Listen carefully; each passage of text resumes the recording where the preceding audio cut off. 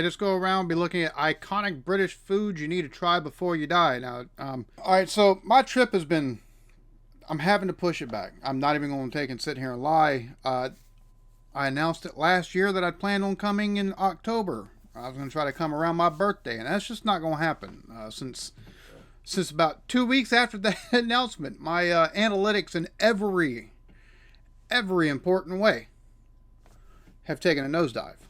So some of this is going to take me a little bit longer to get to eat and try than I'd like. Unfortunately, I wish it was where I've already been there, and this would be like my, when I do make it, be my second or third go around. But that's just unfortunately not how things have panned out. I've seen some British folks react to American foods you should try before you die. And one of the things on there that I completely agree with is like biscuits and gravy. 100% agree with that. Other ones like jambalaya and stuff like that. Like just I was like, there's got to be one for British foods, right? So that's what we're going to take a look at. Let's go ahead and get into it. British food isn't exactly the first thing people go to when they think of world-class cuisine. But forget what you've heard about it. Truth is, the UK is home to some of the tastiest dishes around. These are iconic British foods you need to try before you die. You won't find many dishes simpler than bangers and mash. It consists of a few sausages, or one Cumberland sausage, served with a hefty dollop of mashed potatoes. More often than not, gravy will be involved, and that's not even gonna lie, just the fact of sausages and gravy, that doesn't sound, or sausages and mashed potatoes, that doesn't really sound like they go together, but the simplicity of it just seems so beautiful, to be honest with you. And is that like a regular brown gravy, or it's just like it's lightly colored type gravy? pretty much it. Usually, of course, things turn out a little fancier than that. The sausages can be made from lamb or beef rather than the standard pork. The mash can be spruced up with cream or mustard, while a handful of extra side additions might be included too, depending entirely on the preference of the person making it. It's still the first thing to know about the bacon. That doesn't sound, I mean, it doesn't, sausage, calling it bangers and mash kind of pretties up what it is. Not even gonna lie. Sausage with mashed potato. It doesn't sound like it doesn't sound like something that goes together necessarily. But then again, biscuits and gravy don't exactly sound like they go together either. Even to people here in the U.S. outside of the South. But it goes splendidly together. Get that sausage gravy and pour it over the top of them biscuits and just divine. So I'm sure this is probably something similar. I mean, and it looks so simple too. So it doesn't seem like it'd be a lot of fuss trying to cook it. Entirely on the preference of the person making it. The first thing to know about the bacon sandwich is that British bacon isn't the same as American bacon. The British variant is leaner and meatier than the US version, since it comes from the loin of the pig rather than the belly. Some would even say the British stuff is tastier too. That's why in the UK it seems far less. That looks like Canadian bacon, to be honest with you. But the type of bacon we eat, what y'all call streaky bacon, crack. So if y'all's is, if people say y'all's is better, at some point I'll have to try it because, I'll be honest with you, I'm not a fan of Canadian bacon because it's just like ham. To be honest with you, that looks like fatty ham. Granted, it's all ham, but that looks like, a fatty pork chop. So, but from a pretty rich area of the pig, though. So. Some would even say the British stuff is tastier too. That's why in the UK, it seems far less crazy to stick a few rashers of bacon between two buttered slices of bread, slather it in ketchup or brown sauce, and just go to town on it. The bacon sandwich. Well, that's because it's so big. Yeah, you put two or three slices in between two pieces of buttered bread, and oh my God, you've got that's a hell of a sandwich. You put two slices of our bacon between two slices of bread, and I'm going to be a little bit pissed off you didn't put more in between the damn things. Just saying. Or buddy, as Northerners call it, is the ultimate quick fix breakfast. Some people like to spruce them up with fancy breads or fried eggs, but most of the time it's made with nothing more than bacon, bread, and sauce. What I think makes a really good bacon sandwich is smoky bacon. I love that smokiness and I like it quite crispy. And that's just the way it should be. The full English is probably the most well-known breakfast in the UK. Although people make slight alterations to the dish based on their own preferences, a proper full English should include at least some combination of sausage, bacon, eggs, tomatoes, mushrooms, toast, baked beans, and black pudding. Other regions... Now see, we don't have black pudding here, so I wasn't able to take and do the black pudding, but I cooked up in every way possible without the black pudding a full English breakfast. Like I'll take and link it somewhere up here. But bro, you eat one of those at 9 o'clock in the morning or 8 o'clock in the morning or even 6 o'clock in the morning, you ain't gonna be hungry by the time lunchtime rolls around. You just ain't. That's right there. It's so much. It's so much. Number one. Number two, a lot of, yeah. I see this looks like it's got mushroom, and what's this right here underneath the bacon? I mean the eggs and or not the eggs, but the beans and the bacon. What's that? Regions in the UK have their own variations too. In Scotland, for example, a full breakfast might include haggis or oatcakes, while in Wales you might find it includes cockles or laverbread. Although most British hotels and B&Bs will offer a full English breakfast, the best ones tend to be served in grubby little greasy spoons and should cost no more than £5. Don't bother trying anything too fancy with this one. You'll only be disappointed. One of the many pies and pastries to be found in British cuisine, beef Wellington, is made up of filet steak coated with pâté and duxelle, which is a kind of mix of mushrooms, onions, and herbs. I've never had beef Wellington. This steak is then wrapped in ham and baked in a pastry. Many recipes use pâté de foie gras, but this particular ingredient tends to be a little controversial, to say the least. This is another one of those delectably hearty dishes that you'll most often find served in pubs up and down the UK, though it's not too... I've never had beef Wellington. It looks like it'd be fantastic, and it's talking about it's a hearty... Well, yeah, it's pastry with... You got meat. I mean, y'all's ideas of pies and what we do as pies is completely just... Whoever decided to put meat in pastry, I don't know who it was that decided that was a good idea. I've had one of y'all's, somebody sent me a pork pie, and it was actually really good. You know, it was pretty good. I enjoyed it. So I get it somewhat, right? But it's so foreign to us. Granted, y'all started, you know, y'all been doing things for a lot longer since y'all have been, you know, around a lot longer, but still it's just kind of whenever something that you don't have here, the idea of it's just kind of like, what? You put meat in a pie? Why you do that? Too hard to make at home. If nothing else, it's a great use of any leftovers from a Sunday roast. One of Britain's more notorious foods, black pudding, is a kind of blood sausage made from pork blood, fat, and cereal, which is then spiced with mint, thyme, and pennyroyal. Taste-wise, imagine eating a particularly bready kind of sausage, and you're probably halfway there. Although it's a So that to me looks like country sausage. Y'all's blood pudding looks like country sausage to me. I've always just called it country sausage, but it's got rice in it.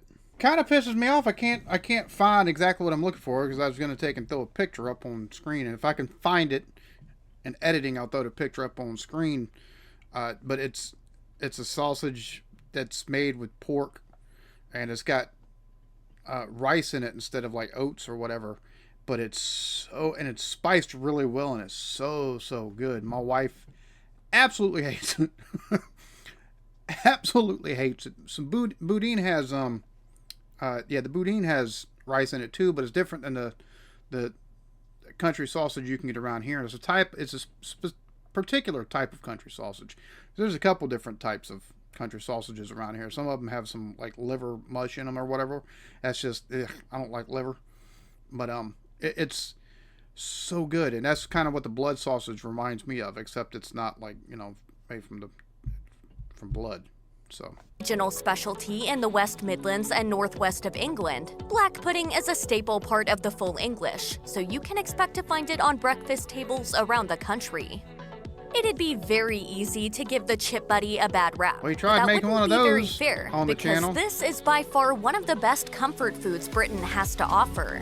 The idea is simple. You heap a load of thick-cut chips, French fries for Americans, onto a slice of buttered bread, throw a little sauce on if you like. Say now, I got crucified in the comments for taking and basically calling it a French fry sandwich. Now this person's apparently American, so y'all crucify them, but I mean, it's kind of hard not to think that chips are French fries when it's the same process. Just throwing that out there. Stick another slice of bread on top, and then you're good to go. Most often found in the north of England, the chip buddy is a mainstay food of the British working class. Depending on where you are in the country, and on what kind of bread you're using, you might hear it referred to as a chip sandwich, chip roll, chip bap, chip cob, chip sarnie, or something else entirely.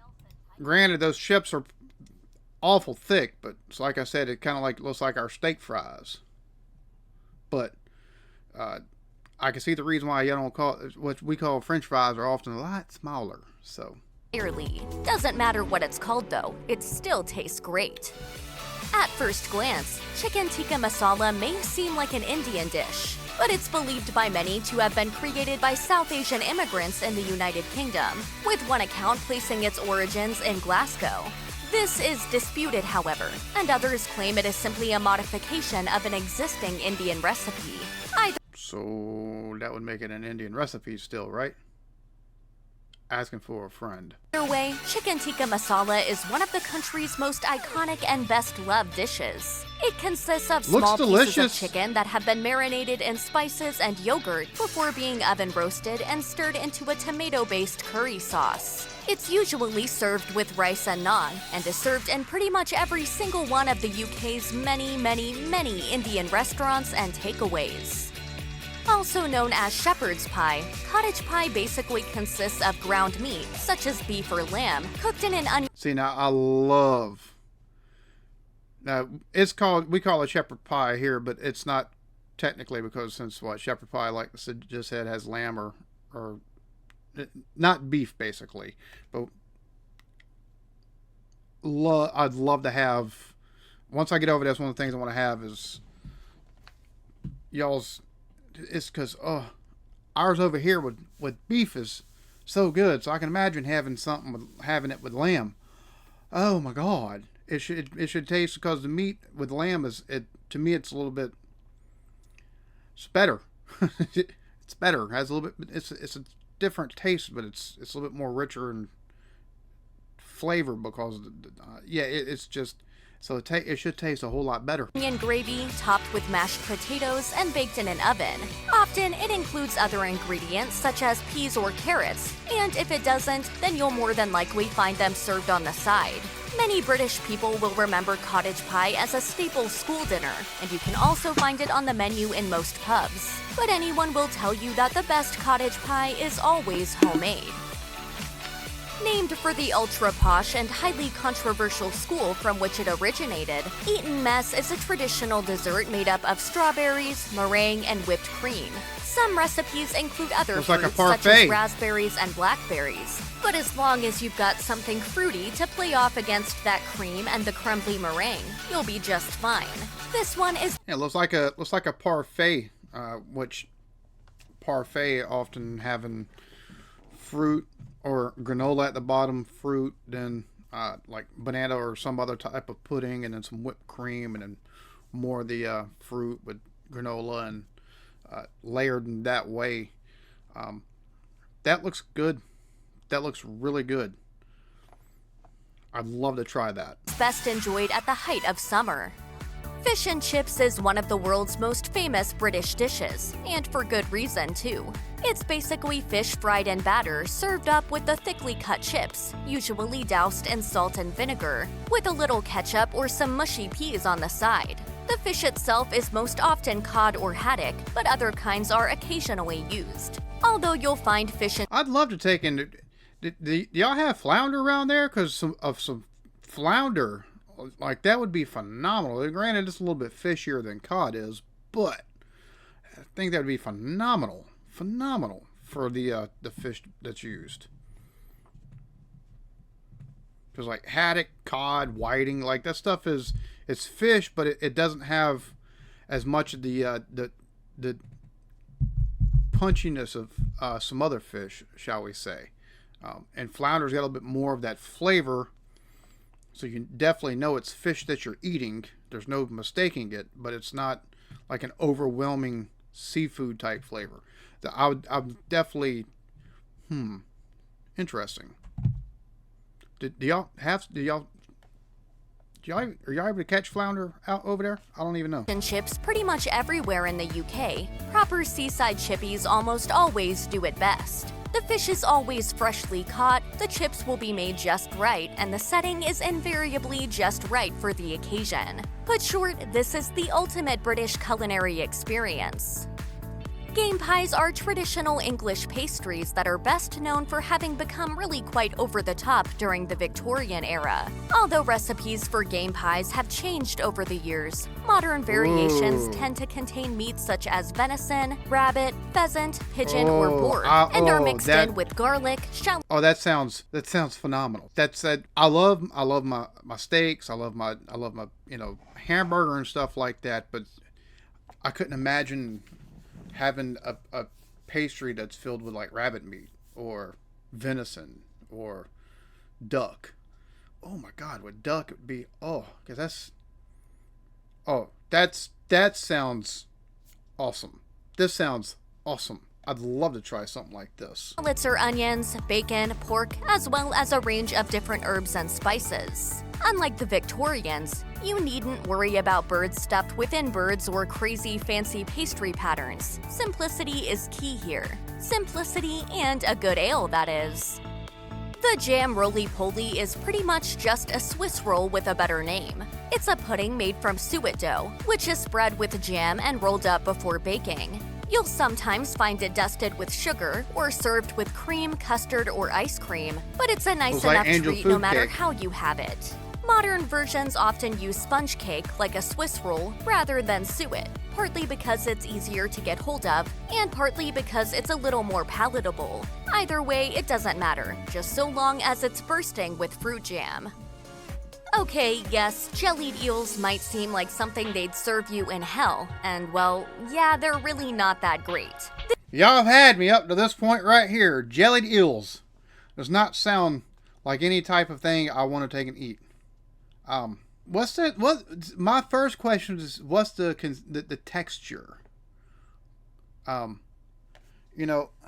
Jellied. The first thing that comes to my mind is like Jello. So, y'all like put these things in Jello? We put weird stuff in our Jello here, like peas and carrots, which should never go together. Like there's even like it'd be almost a shepherd's pie type thing, except you're missing you're missing the potatoes, the mashed potatoes, but you still get like beef with some other with some veggies in it, but it's called a salad. And I don't understand why. I've never understood the concept behind that. Jellied eels. Okay, yes, jellied eels might seem like something they'd serve you in hell, and well, yeah, they're really not that great. This dish is prepared by chopping up eels, boiling them in stock, then allowing it to cool and set into a jelly. Just to make things even better, they are also eaten cold.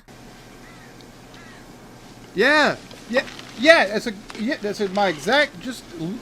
It sounds. Jellied eels are slimy, salty, and totally gross too. But they have a genuinely fascinating past, and trying a bowl of them in a proper East End establishment really does feel like you're tasting history.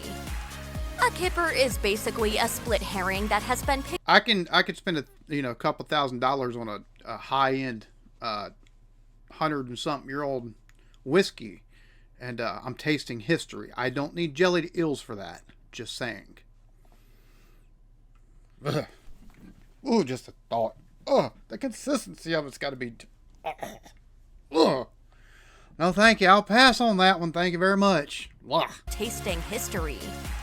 A kipper is basically a split herring that has been pickled and smoked, and although they're eaten all over Europe, they're particularly popular in Britain. Nowadays, they're eaten as a breakfast food, although they're not quite as popular as they once were. So don't take them for granted if you do get Pickled hold herring? of some. You might just be surprised how tasty they can be. I mean, that looks like it almost looks like sardine, but just a big version. So I wouldn't be opposed to trying that. It looks more palatable than a jellied eel sounds. It might be a shock to discover that the Knickerbocker glory comes from the same country as jellied eels and black pudding, but it's true. Once sold Looks like almost another parfait. exclusively out of the country's many ice cream vans, Knickerbocker glories are basically elaborate ice cream sundaes, made up of vanilla ice cream, strawberries, whipped cream, syrup, sprinkles, and a wafer, all served in a tall glass. Sometimes they might include chopped nuts, more syrups, chocolate, or anything else any kid could ever want. And yes, they really do taste as good as they look.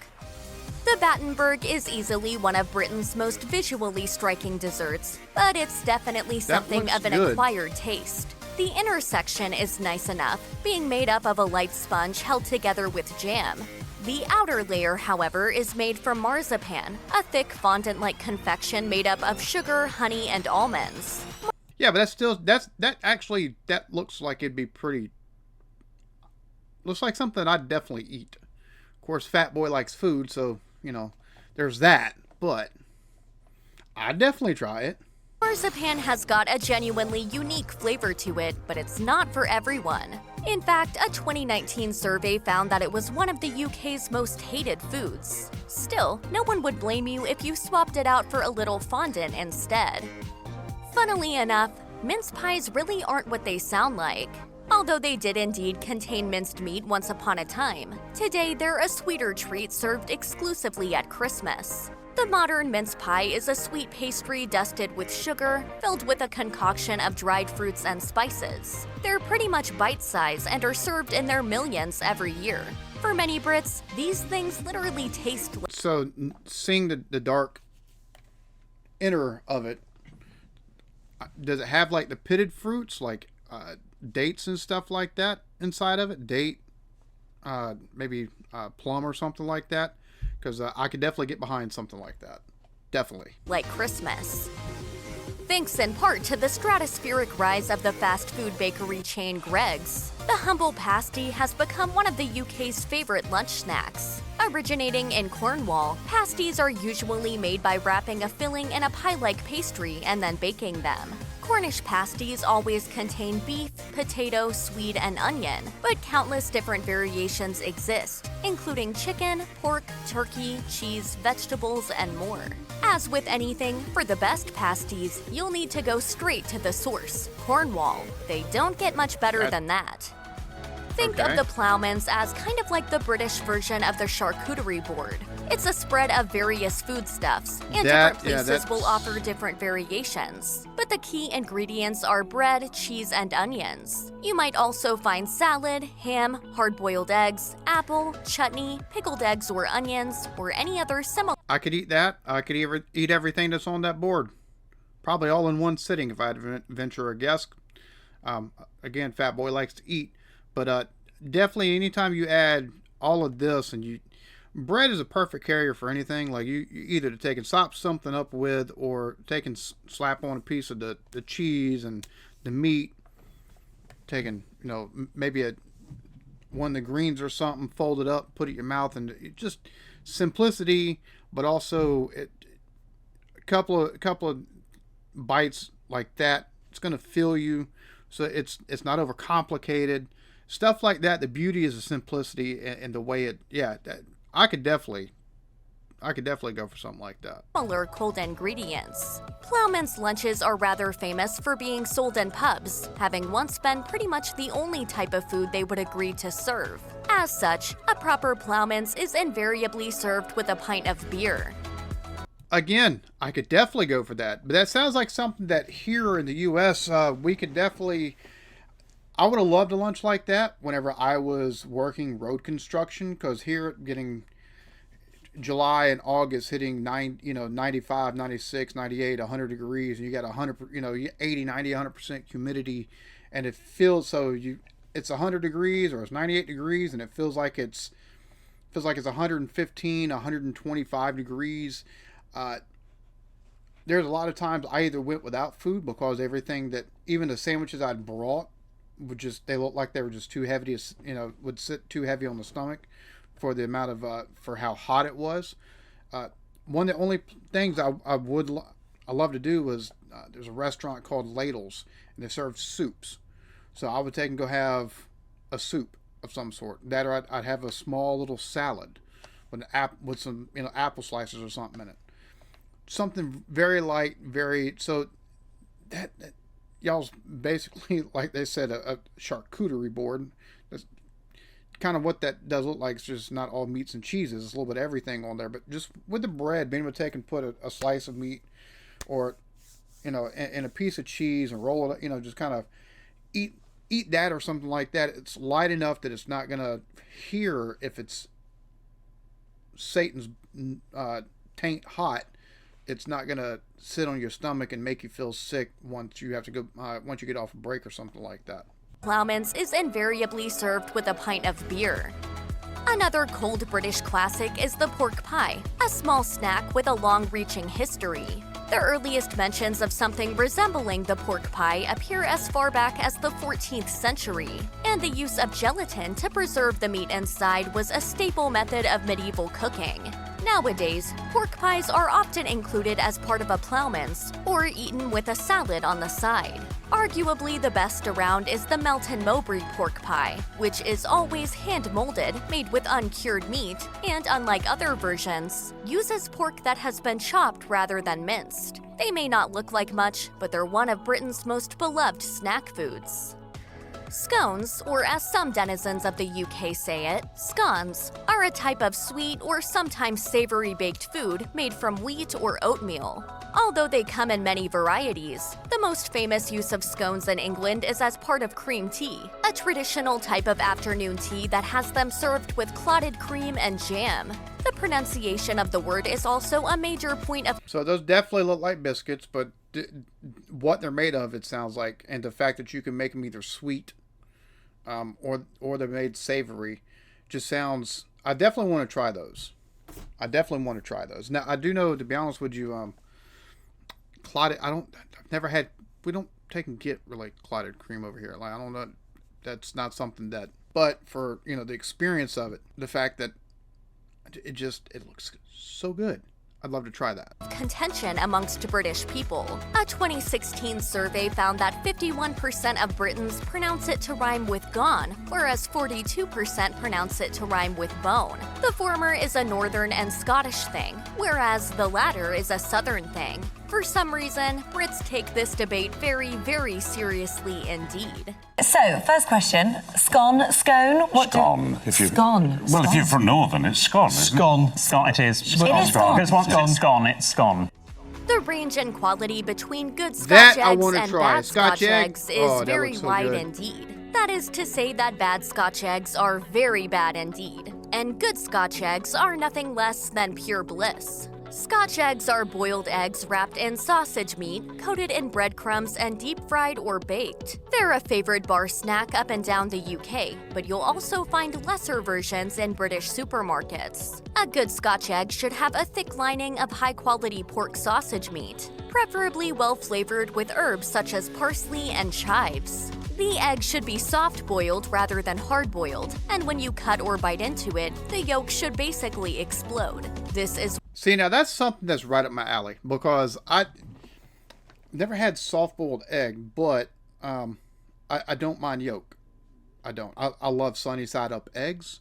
That's my favorite way to have egg of all time.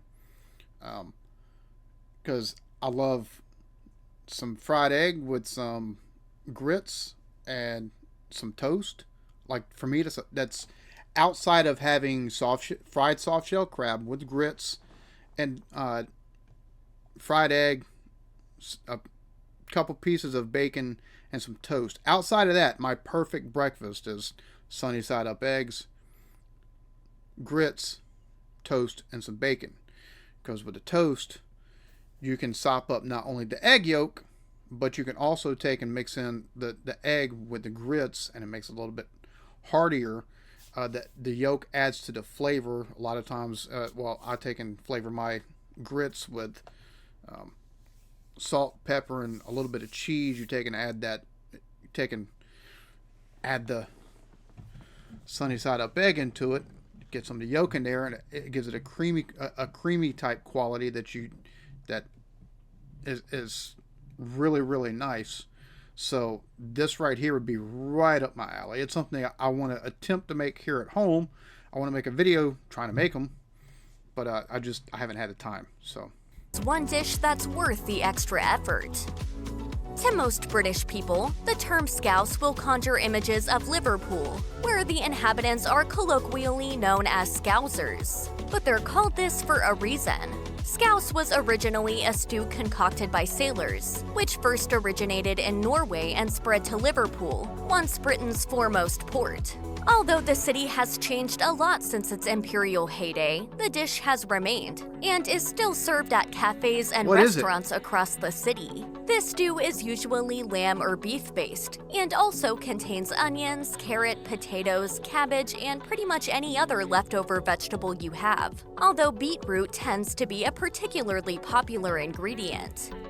It looks like a hearty beef stew type thing. Like, I love beef stew. That looks like something, again, I would love to have that. Served up with some nice crusty bread, Scouse comes out on top as the best winter stew out there, and one of the UK's tastiest regional dishes, full stop. Stargazy Pie is a truly peculiar dish, both in name and appearance. The term stargazy refers to the fact that the fish in the pie, usually pilchards or sardines, Who's putting sardines in pies, number one? Why? No. Look, okay, lamb, pork, beef, put them in pie. Fish of any kind? Nah. Sardines? Hell no. No. Fish paste? No. Look, if I want a fish pastry, I'll find a whorehouse. Just throwing that out there. That does not sound delectable whatsoever right there. are facing outwards, with their heads sticking up through the crust. Aside from the fish, Stargazy Pie can contain any number of different ingredients, including hard-boiled eggs, bacon, onion, mustard, herbs, wine, and more. And although it looks downright weird, it actually tastes pretty great. It's a rich, salty, and extremely filling dish that acts as an entire meal in one. I'll have to, once I get over there, I'll have to try that, but it sounds like something a drunk person put together. It's got fish, it's got a little of this, it's got a little of that. Sounds like something a drunk person would put together. Gotta get alcohol and get some of this alcohol off my stomach. What do we got? We got some sardines. Oh, hell. That's two dishes right there that just, jellied eel in this is just, why? Why? The roast dinner is probably the ultimate British dish. Roast dinner, I'm actually supposed to be making a buddy of mine, and I'm so far behind. Rob, if you watch this, my apologies. It is taking, I'm months behind on it. My complete apologies on it. Life, man. That's all I can say is life. I do plan on making it, attempting everything, including the Yorkshire pudding, but it's just, I haven't had a chance. Typically eaten on a Sunday, and nowadays very popular in pubs. The typical roast is centered around one particular kind of roast meat. This can be anything from beef to pork to lamb to chicken, although game birds are occasionally used too. Accompanying the meat, you'll find any combination of roast potatoes, gravy, broccoli, green beans, cabbage, parsnips, swede, carrots, peas, and cauliflower cheese.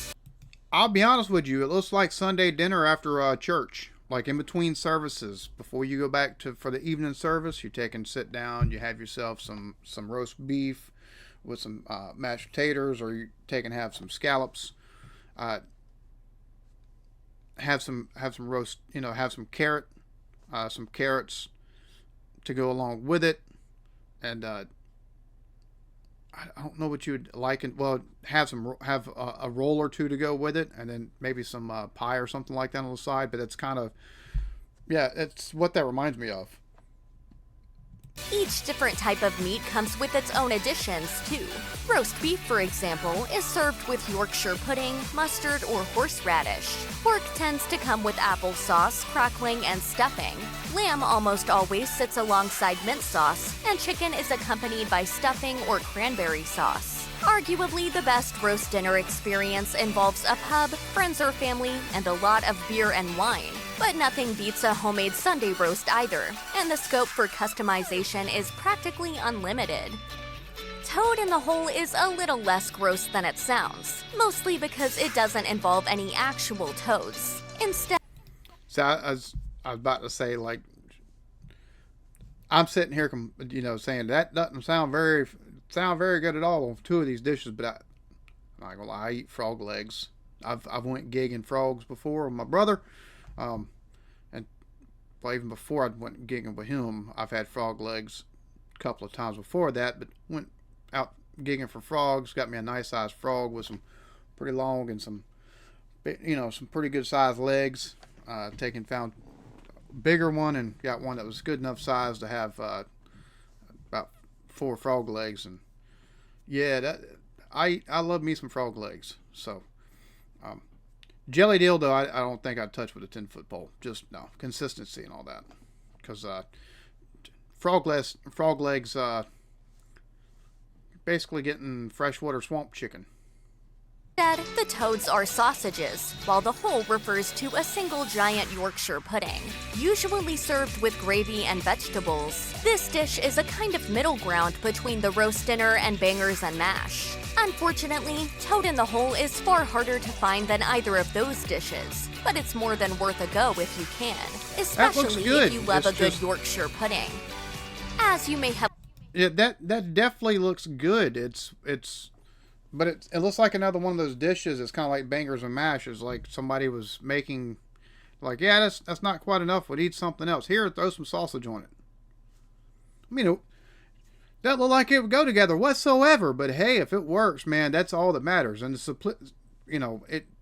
sometimes the stuff that don't look like it goes together makes for the best dishes. So, although again, fish in pie of any kind just does not sound like it belongs. It's not a sentence that you even should be saying. It doesn't seem like. Have learned on a certain 90s sitcom, trifle is an English dessert made up of sponge fingers, fruit, jelly, custard, whipped cream, and decidedly not beef sautéed with peas and onions. A good trifle feels like heaven in a bowl. A great trifle, which contains the traditional alcoholic element, such as port, sherry, or Madeira wine, is one of the best desserts out there, full stop. I want to Every try layer works that. together in perfect harmony, making for both a visual and literal feast for the senses. There's I wanna ample try that. opportunity for experimentation here too, as pretty much anything that's sweet is bound to prove most welcome in whatever recipe you decide to use. Referred to on the Great British Bake Off as the nation's favorite cake, Victoria sponge cake is kind of like a sweet, sugary sandwich, in which a filling of jam and cream sits between 2 thick layers of light frosted looks sponge. so good. It's Oh not my a God. hugely common menu item in British restaurants or pubs, but the Victoria sponge cake is a favorite for home bakers, and almost every Brit has turned their hand to it at least once before. Luckily, it's a cinch to make, and more than worth the effort, too. Check out one of our newest videos right here. So every bit of that looks absolutely delicious, except for the fish pie that you got there, the Stargazer pie or whatever, and then the jelly deals, which even she said that jelly deals isn't really good or doesn't really taste good, which means I don't understand why to be put on. I guess because I'd heard of jellied eels before, but so I guess them being known about, be a reason to put it on, but no. That's one thing on that list. I would try the Stargazer pie, the one with the fish, with the heads. It look up at you. It's just, that sounds like something that somebody put together when they were drunk and they needed something to soak up some alcohol with late at night, and all they had is leftovers. It's just kind of what it looks like and sounds like to me. Could be wrong, but I probably am wrong because I'm American. We're always wrong apparently about everything. But the jelly deals, no, absolutely not. Just for me, it's a texture thing too. I love Jello, right? But I don't eat the Jellos like we have here with the people calling them salads because they're absolutely freaking psychotic. They're the people that bust through the door and here's Johnny. They're those type of psychos, right? With peas and carrots and celery and meats and stuff in them, and it's just like no. Or even the fruit pieces for that matter. Like there's ones we have here with fruit pieces in them, and I'm like, the Jello's fine by itself. It's fruit flavored. Just get the fruit flavored Jello, swish it around in your mouth, turn it back to liquid, swallow it down. Which is the only thing I know of that goes from liquid to solid, and then it doesn't go back to liquid until you put it in your mouth and you swish it around. That's the only way, really, other than a long time. And even then, I don't think it goes back to liquid. You have to swish it around. I don't know the mechanics of that one. But, yeah, so, but eels? No. No, sir. No. It's one thing if you take and almost make a paste of the meat with the gelatin, because it has preservative purposes and stuff like that.